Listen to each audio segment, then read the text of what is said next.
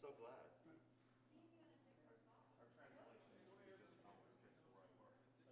Uh-oh. Well, we've been good.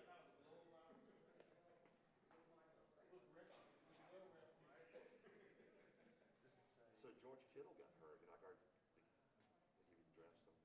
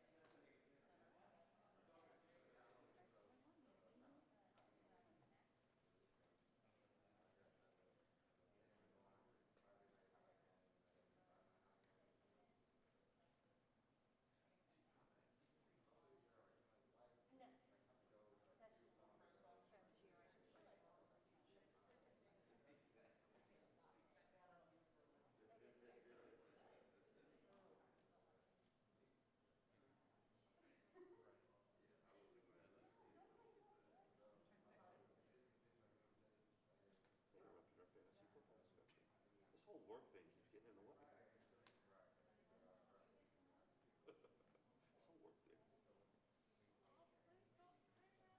Good,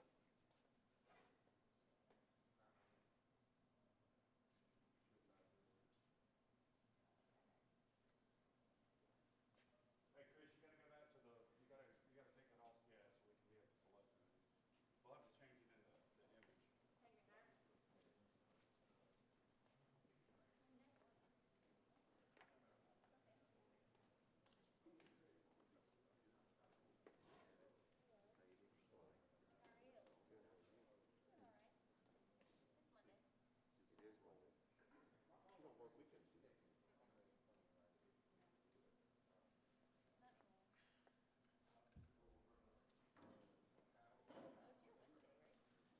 Technically, yes. I was off this past weekend, so that was nice. Got to enjoy the first NFL season. That was fun yesterday. The Panthers didn't look bad. They didn't look bad. I mean, everybody's a little rusty right now because they had no preseason, and they lost a lot of other pieces, you know. So, but they didn't look bad.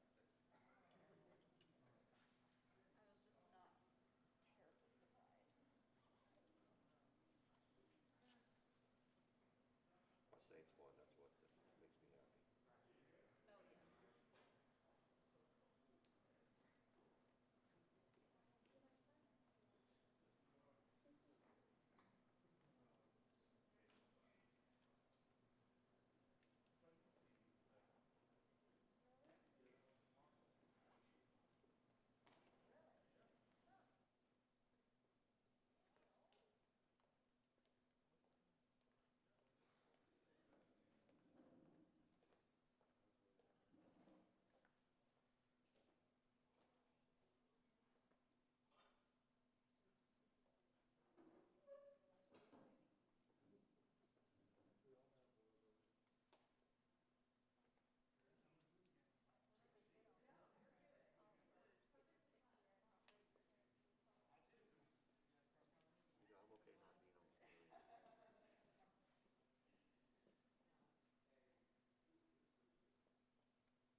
Good morning, and thank you all for being here at 10:30 on Monday morning. I think the most important warning that I gave yesterday at yesterday afternoon's briefing is that once this storm got into the Gulf, a lot could change, and as is often the case over the last 18 hours, a lot has changed. We spoke yesterday about the most likely scenario being that this storm hit landfall around Port Sulphur, Louisiana. At this point, we see this storm is currently approximately 200 miles southeast of New Orleans. It has slowed considerably from approximately moving at 12 miles an hour to closer to 8 miles an hour. And therefore, at this time, the course of the storm has, or the projection of the course of the storm has ticked to the east, which would have landfall of a high Category 1 hurricane, Sally, with sustained winds between 85 and 90 miles an hour hitting Biloxi, Mississippi. That is the latest projections. Things are continuing to change. Obviously, with the slowing of the storm, that is concerning. The longer and it stays out in the Gulf of Mexico, the more and higher the likelihood is that it continues to grow in size and scope and severity. But as it currently exists, it is anticipated that it will hit landfall at 2 a.m. Wednesday morning right around Biloxi, Mississippi. The storm surge projections continue to be worrisome with anywhere from 5 to 8 feet overall coast surge. In Hancock County, that could be greater than 9 feet. In Harrison County, that could be greater than 6 feet. And our current projections are in Jackson County, that storm surge could exceed 3 feet. Much of the largest storm surge that we are anticipating, and this is not unusual, is in the tributaries that are leading into the Gulf, those that feed into the Bay of St. Louis, the Biloxi Bay, and of course the Pascagoula River. So if you live upriver, it is likely that we're going to see significant water situation. We are continuing to be very concerned about the amount of potential rainfall. We mentioned yesterday that there was the potential of 15 to 20 inches of rain in a short period of time. At this point, it is anticipated that we could exceed 20 inches of rainfall on the coastline, particularly in Harrison and Jackson counties. But we could see as much as 15 inches of rain in a very short period of time in Hancock, Pearl River, Stone, most of Harrison, most of Jackson, and most of George County. As it currently is projected, the storm would enter in Biloxi. It would continue to be projected to shift to the east once it hits landfall and would likely be out of our state sometime fairly quickly after hitting landfall. But even so, we are expecting significant amounts of rain, as much as 10 inches or more in Pearl River, Stone, Greene, Perry, Forest, and Wayne counties, as much as 6+ inches of rain in Lamar, Forest, Jones, Wayne, Jasper, and Clark, and in excess of 4 inches of rain in Marion and Kemper counties. So regardless of this particular event, we are going to see significant rainfall, which leads to significant water challenges. We do have hurricane warnings, hurricane watches in effect. Hancock, Harrison, Pearl River, and Jackson, hurricane warning. We also have tropical storm warnings and watches in effect in many of those counties that I just mentioned. And so again, while this storm has ticked to the east overnight, it is still anticipated that we are going to bear the brunt of this storm. It is possible that over the next several hours that things will change, and as they do, we will continue to update you, the public. But for now, if you are south of Jackson, and particularly if you are south of Hattiesburg, prepare now. Now is the time to prepare. Continue to monitor the weather, but be prepared for the worst case scenario, because with this storm slowing from 12 to 8 miles an hour, it could get worse before it gets better. We'll just have to see. I have met this morning with our team.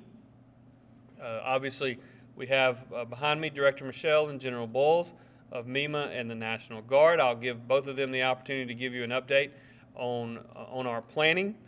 Just a couple of things that I will mention. I also met with Dr. Dobbs earlier this morning. I would just point out that sometime within the next couple of hours, we will have staffing at the medical needs shelter in Stone County. The Department of Health runs that facility. It was built post-Hurricane Katrina. That's going to provide shelter for those that have special medical conditions. They do a fantastic job. The Department of Health will do a great job doing that, and I'm very confident of that. I do want to point out there has been some talk on social media and otherwise that the gas stations on the Mississippi Gulf Coast have run out of fuel. Calm down. That is not the case. There are individual gas stations that, because of a surge in demand, have run out of fuel, but I want you to know that all terminals are currently functioning. There are refueling tanks that are en route to those fueling stations that are not currently able to get gasoline, but there are plenty of service stations, of gas stations along the Gulf Coast that do have fuel, and those that do not will be refilled in the coming hours. So that is not a major risk at this time, but certainly something that we are monitoring. Before I turn it over to Director Michel, I do just want to point out that we are reporting 145 new cases of COVID. Planning for a Cat 1 or Cat 2 hurricane is always complicated. Planning for it during 2020 and the life of COVID makes it even more challenging. I did speak with Governor John Bel Edwards a little earlier this morning of the state of Louisiana. As you all know, we work very closely to help them during Hurricane Laura, and with this storm ticking more and more to the east, he offered the same help for us, and we appreciate that. But the most important thing we can learn from the state of Louisiana is the lessons learned from sheltering and things such as that in a very challenging environment of COVID. We know that Tropical Storm Sally is likely to become Hurricane Sally, and that's going to create a challenge.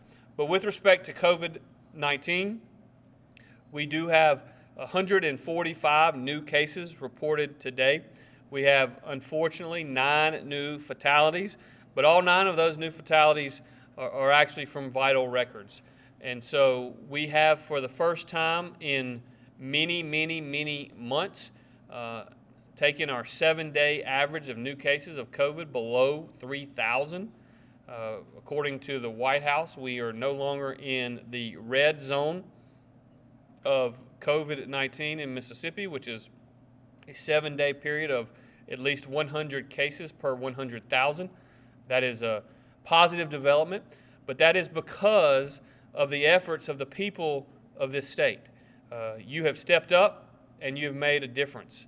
And the only thing I want to point out with respect to the coronavirus is I simply want everyone to understand that now is not the time to let your guard down. The hurricane is going to be a challenge. We are going to continue to work through it, but we want people to continue to wear your mask.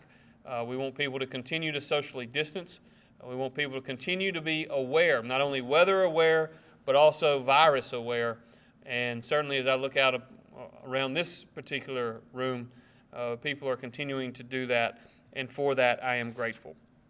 And so with that, I'm going to turn it over to Director Michel, which will talk to you about sheltering and other specifics with respect to what is soon to become Hurricane Sally.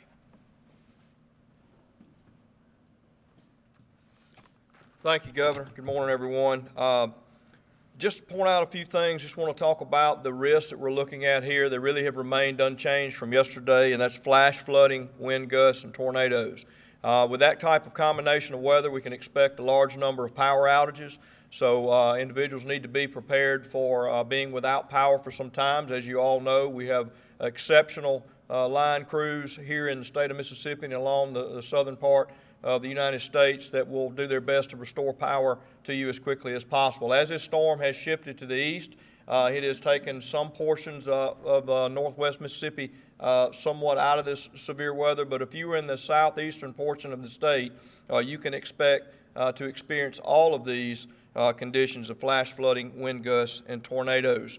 So pay attention to your areas, whether you fall into a hurricane watch, warning, Whether you fall into the flash flood or storm surge, pay attention and please take action likewise. Talk about sheltering operations. I've gotten a lot of questions about sheltering operations during a COVID environment, and I want to make sure to be very clear here. Shelters will be open and available if you need to shelter during the storm. Congregate shelters will be open. I will point out, we have messaged throughout this whole hurricane season. We are asking you to avoid shelters if you have other options available to you, to evacuate out of the affected area, to go with a family member, a friend, or move out of the area and get your lodging in some other ways. If you come to a congregate shelter, you will be required to wear PPE. No questions about it. If you're in a congregate shelter, you will be required to wear PPE, and if a shelter becomes maxed out from the CDC standards, then another shelter will be made available to you. Currently, right now, we've got shelters available in all of the lower 3 coastal counties, either on standby or currently already open. Hancock County does have one open now. Pearl River County will also be opening a shelter, possibly 2, later this evening to prepare for evacuees and from their own county. As the governor has already mentioned, the medical needs shelter will be open and operational today at 3 o'clock in Wiggins for those that would require medical needs. We are prepared to respond with our assets accordingly.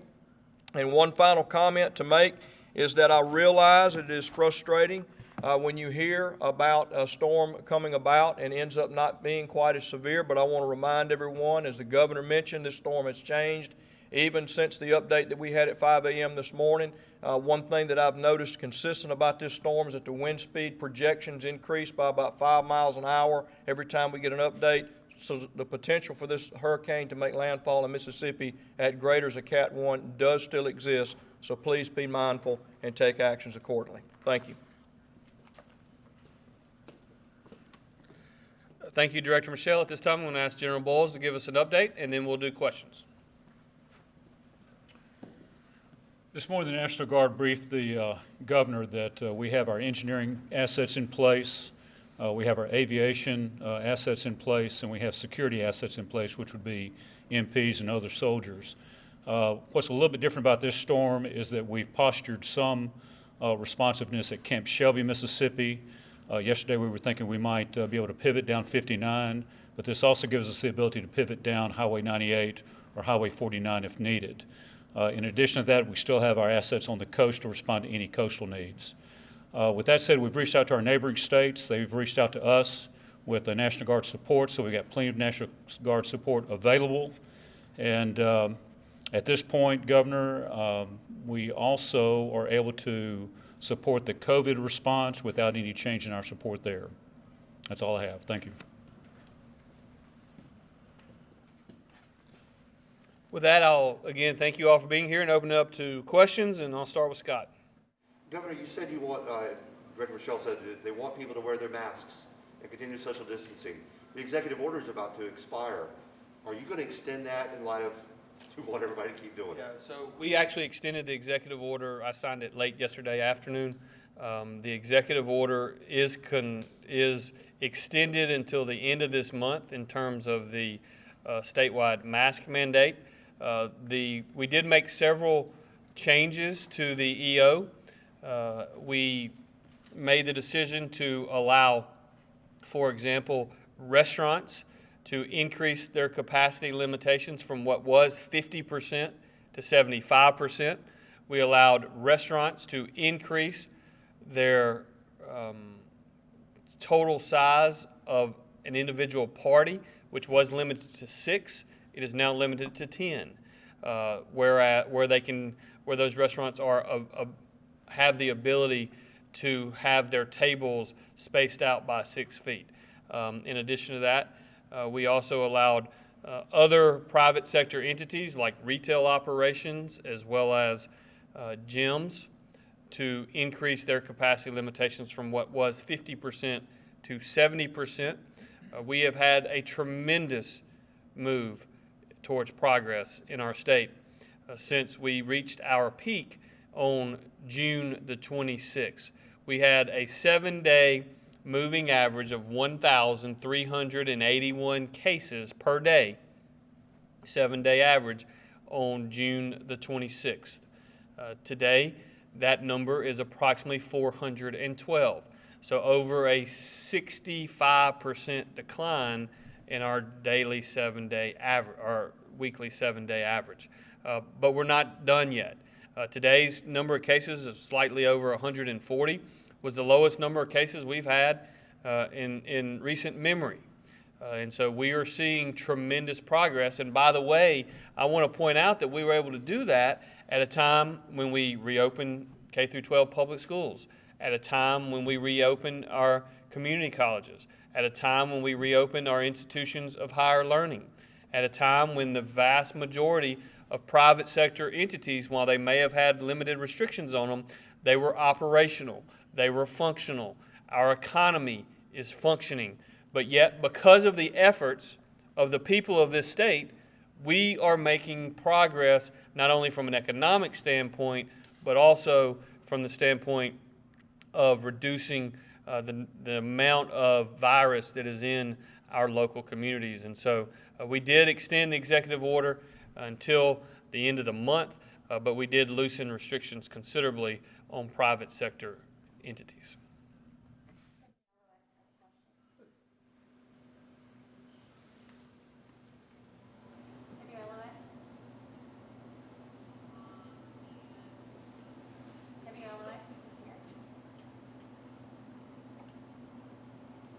Yes, I'm sorry, I could not hear you. Rhonda White, filling in for David Elliott. Governor, obviously the numbers on the coast very concerning. We are expecting a lot of water in this area, potential flooding. With that in mind, is it likely that we're going to have any more evacuations on the coast, mandatory evacuations, and opening more shelters so that people can get out? Yeah, well, thank you for that question. And Greg and I had a conversation about that. I know he's been speaking with the local emergency managers. I know that we've seen mandatory evacuations in Hancock County in low-lying areas already. I'm going to ask Greg to come up and give you an update on the absolute latest information with respect to not only that, but also shelters, because I know that he has that information. Thank you. Yes, so Harrison County, I know that they have planned to initiate some evacuations. I'm not certain on the times they were going to put that out. I know that they met yesterday. I spoke not only with the Harrison County Emergency Management Director, but also the sheriff down there, so they're preparing to do that if they need to. With regard to shelters, Harrison County does have 3 shelters that they are prepared to open if they need to. Those are shelters that are run and supported by the American Red Cross. Jackson County as well, further east of you there, they also have 3 shelters. 2 of those are planning to be open at 2 o'clock today, and 1 additional one on standby.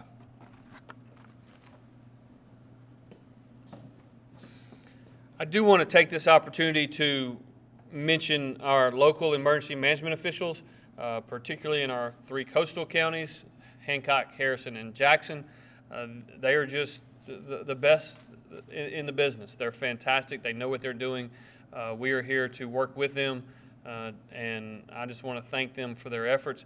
Just so you know, it is my expectation that Director Michel will be headed to the coast sometime later today, and I intend to continue to monitor this storm from our EOC here in the metro area. Are we going to be opening shelters further inland towards Mississippi in case people need to evacuate? And also, I want to question for General Boyles, how many guardsmen have been activated or put into service for the storm? Should it become necessary, we will ensure that more shelters are open. If you'll remember, and this is the challenge with this particular storm. I guess they're a challenge with every storm. But yesterday, we projected, based upon the best information that we had at the time, that this storm would enter would hit landfall around Port Sulphur, Louisiana, and they would enter the state of Mississippi around Columbia. Well, today, and by the way, this is the 10 o'clock briefing, so this is the most up-to-date information that we have, which was slightly different than what we got at 5 a.m. this morning, which was a little bit surprising that it changed as much as it did between 5 a.m. and 10 a.m. But now we're expecting the eye of the storm to enter around Biloxi, Mississippi, and actually exit the state around Lucedale or somewhere in North George County. Obviously, if that is in fact what occurs, The southwest portion of our state will still get rainfall, but the impact is going to be significantly different than what we anticipated just 18 hours ago. So while I don't know of any shelters that will be open in other parts of the state at this time, we'll put that data out and that information out as it becomes available. Should it become necessary, I can assure you that we will definitely do that. I'm going to let General Boyles answer that question regarding his assets. So the Guard has about 60 people currently that we will put on orders today. That's 6 composite teams of 10 members each. We also have 2 engineer battalions who we've notified to be available. We have an MP battalion that we've notified to be available. Again, our aviation assets are also available for that. And I just happen to have about 500 men and women training at Camp Shelby currently who, if we had to pull them off training and put them on hurricane duty, we could do that. So I've got a number of folks on orders already so that we could respond within 24 hours if necessary, Scott. So thank you.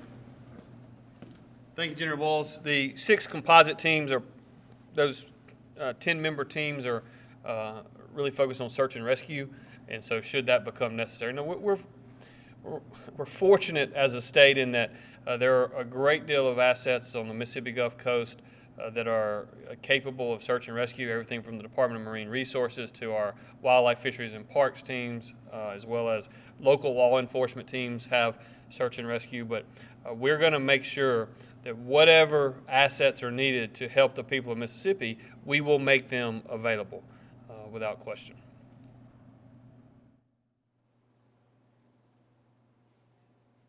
Any other questions? Just to give you an idea on the next update, it all depends on what the storm does.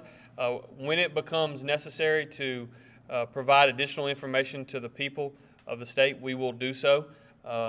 It will not happen in the next 3 to 4 to 5 hours, I wouldn't think, but if anything comes up, we'll definitely do that. We are not going to have our 2:30 coronavirus briefing today for obvious reasons. We're focused on this hurricane situation, but we will start doing that again once the hurricane leaves Mississippi. And so with that, thank you all very much for being here, and I'm sure we'll see you again soon. Thank you all.